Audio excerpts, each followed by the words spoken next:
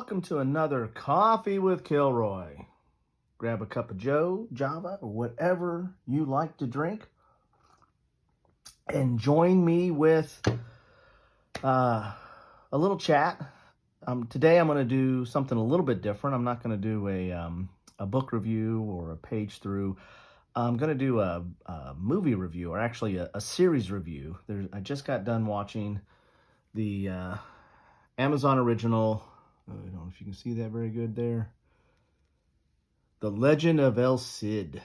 So it's on Amazon Prime or on Amazon Video, and just got done watching that and found it enjoyable. It's 2 seasons. There's like 10 episodes over 2 seasons. I believe they're going to do a 3rd season, and my understanding is that the Spanish producers and directors they want to do, I think, 5 or 6 seasons of this.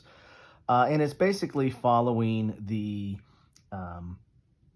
tales of El Cid, who was a Spanish knight, eventually became a knight in medieval Spain or Iberia, in the basically in the about 1070 AD was probably his primary time period, right around there, give or take a few years. And so the story really centers on him. The history of that period, like with any history, is not necessarily complete or accurate. There's some areas that are relatively vague or contradictory, and so the developers of this series kind of taken artistic liberty and kind of filled in some of the holes, and they've actually kind of went contrary in a few instances of what my understanding of the history is. This is not an area that I have a ton of knowledge on, but something I've read a little bit about, and I've got a few games on it. I have this laid out here. This is Reconquista, the struggle of for Iberia, AD 850 to 1250, and really is dealing with the Christian reconquest of Iberia from the Muslim or Moors forces, and that's kind of what El Cid focuses on too, because he's in the kind of right in the middle of this period, a little bit towards the second half, but in the middle of this period here. And so I've got this game on it. I also got Hispania, which is this is kind of a Britannia type system for Spain, and it's not bad. It's an interesting game to play. I find with all Azure games, they're a little the rule books are tough to get through. The components are not necessarily the best, but there is a game in there that's a decent game in there. So that's Hispania. If you like the Britannia type systems, and when I say Britannia, that's from the old Britannia game, which is basically where you have you're going to cover history over a period of time, and there's going to be different forces that come and go, and you're going to play a group of those forces, like a line of those forces, and see how things develop. This one is a little bit more of an area control war game that deals with this period, and you're marshaling the Christian forces versus the Muslim forces. And again, that's a big part of the El Cid series. The El Cid series really focuses a lot on the palace intrigue. It's kind of a historical version of Game of Thrones, right? I mean, Game of Thrones was based on the War of the Roses, but it's fantasy. It's based on the books by George R.R. Martin. This is based on the Tales of El Cid, which is kind of the epic of Spain, and it really focuses more on, again, the political and palace intrigue that's going on mainly between the Christians. Now there is interactions with the Muslim or the Moors. It's not as that's going to develop out a lot more if you're familiar with the El Cid history. That's really going to come in probably seasons 3, 4, or 5 more. El Cid was somebody who was a Spanish knight or a Christian knight, but actually was exiled a few times and actually worked for the Moors, worked for the Muslim forces. So kind of a freelancer there, and actually ended up having his own kind of kingdom or state of Valencia over time. So very interesting character. The series, as I said, really goes into more of the palace intrigue. I mean, they just like an HBO type series, they've kind of sexed it up. There's a lot more sex and nudity than maybe what. Well, I mean, heck, I don't know. I did live in medieval times. Maybe there was a lot of that back then. But they really kind of add a little bit of that to the appeal, I guess, of the series. You know, the fight scenes or the battle scenes are okay. I mean, they're not anything to write home about. You know, again, the story is really a story. I mean, they're trying to drive the characters and develop the characters, and again, with only 10 episodes, they don't have a lot of time or a lot of screen time to develop these characters. So there is a little bit of, you know, bipolar nature. You'll see one character kind of go in one direction, and then all of a sudden their motivation switches, and then it might switch back. So there's a little bit of swinginess there that, if you had a longer series and tried to cover it out, you might be able to develop that more. And they're just kind of getting right to the point. What do I like about it? Well, I do like some of the it does tell the story. I mean, what you have here is, in this area, you have King Ferdinand, who kind of controls this northern portion, and he has the Muslims are kind of vassals. It's again medieval state, so there's a vassalage system, and they get taxes from some of the Muslim states down here. One of the bigger, let's move this out a little bit here. One of the more prominent Muslim states that comes into play, you know, quite a bit is Zaragoza. There's quite a bit of interaction there, and then here's Valencia. This is where El Cid eventually kind of has his own fiefdom. But, you know, you basically have Leon, which is kind of controls all this. And then when King Ferdinand dies, and there's a lot of intrigue about that, they go into, they fill in the holes. Again, I don't want to spoil it for you, but I think they go a little bit off the page on some of these deaths, and there's quite a lot of deaths. So in that respect, it is a little bit like Game of Thrones. But when King Ferdinand dies, he divides his kingdom into 3 parts of Leon, Galicia, and Castile, and gives the elder Sancho Castile, and El Cid is basically the right-hand man of Sancho for Castile, and then he gives Leon to the Alfonso, his second son, and Galicia to his youngest son, and then he gives the cities of, I think, Tora and Zamora to his daughters. His eldest is, and I can always mess up her name. She's really one of the prime characters in this. She very much plays a Cersei Lannister type character in this whole production, and she gets this city here.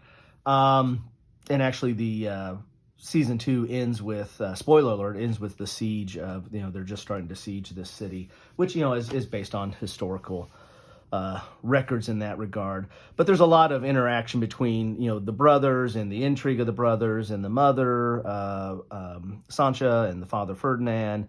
You know, and then, of course, the interaction of the church, and then some of the minor counts. And again, so there's a lot of the political intrigue. There are some battles. I don't think the battles are necessarily portrayed very historically. In fact, there's a lot. There really are. It's really more of a drama on that. They really have souped it up to emphasize El Cid. Of course, that's the name of the series. So they've really done to emphasize El Cid and his prominence.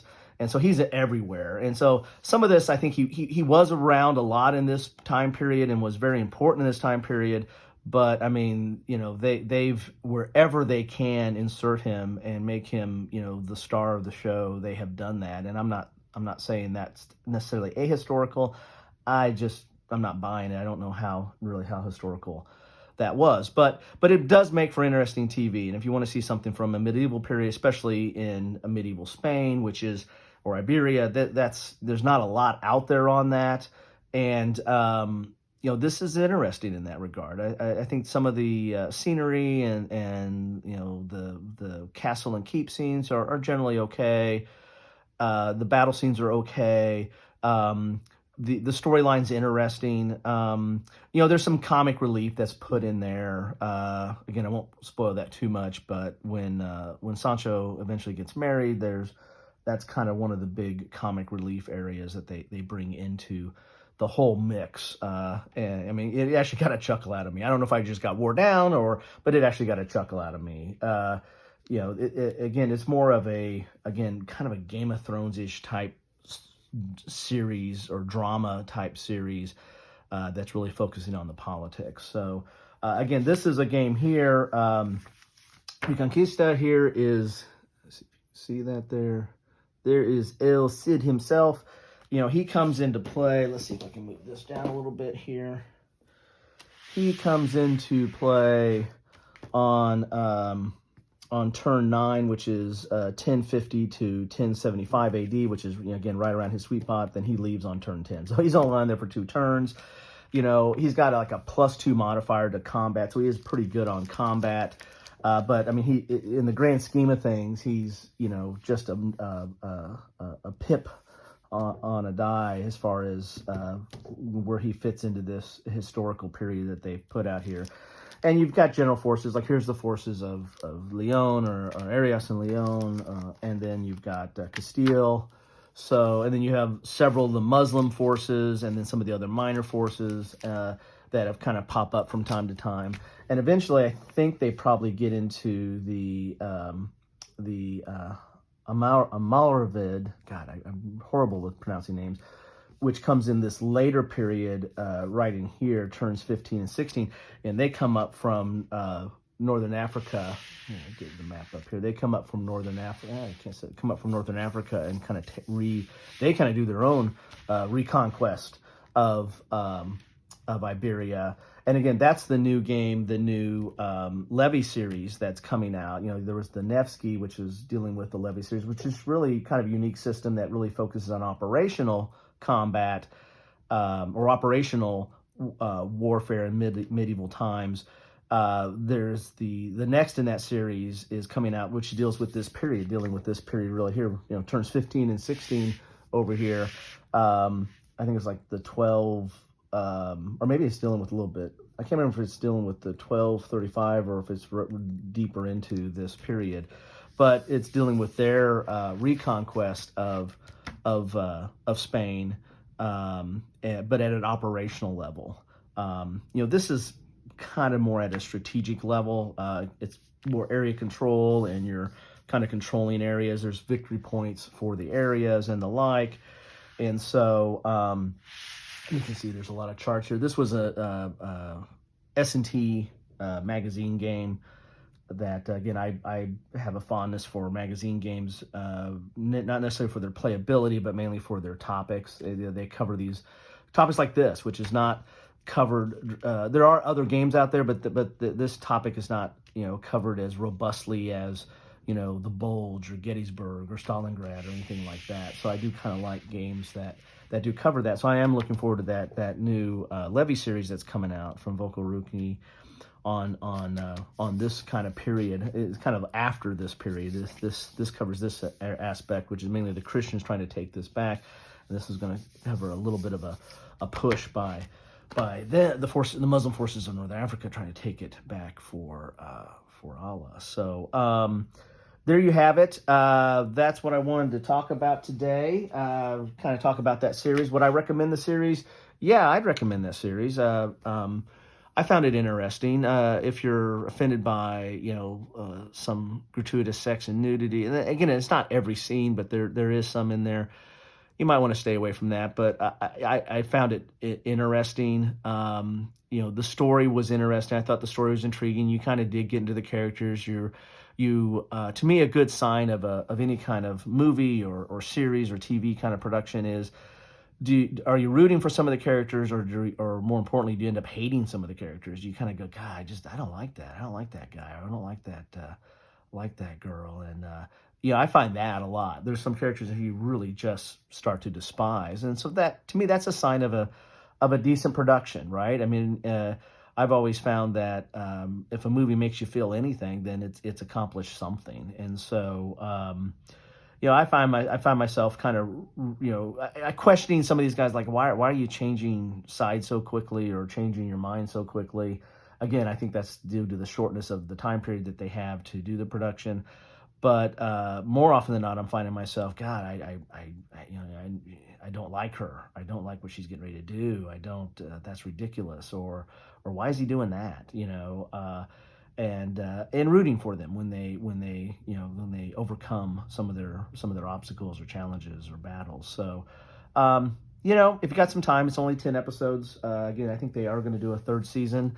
I like to see where it kind of goes. I liked it. I found it to be interesting, and I'd recommend it. I mean, especially if you have any interest in this history, or this era or this area. If you know the history a lot, you might find, it might frustrate you, because golly, they're not keeping true to everything about it. Generally, I think they're doing a decent job of it. But again, I'm not a medieval historian, so I can't vouch for how close they are to it. But I think they are really focusing more on the story aspect of it. So whenever there's a potential gap or any kind of vagueness in history, they're filling that in to move the story forward. Which if you want to produce a good story, then that's one way to do it. So anyway, that's my coffee with Kilroy today. Hope you found that interesting. It's a little bit different. I mean, I'm talking about some games, but more talking about the series, TV series, or video series, I should say. It's not on TV. I actually watched it on my phone, so I miss some aspects watching stuff like that on my phone. So enjoy your coffee, your beverage, whatever you're drinking, and the rest of your day.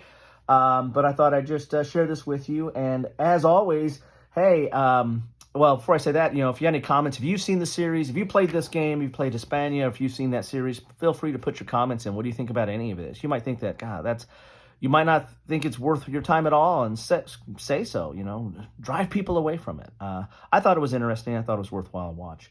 But then again, I was running out of stuff to watch. As always, thanks for spending some time with me.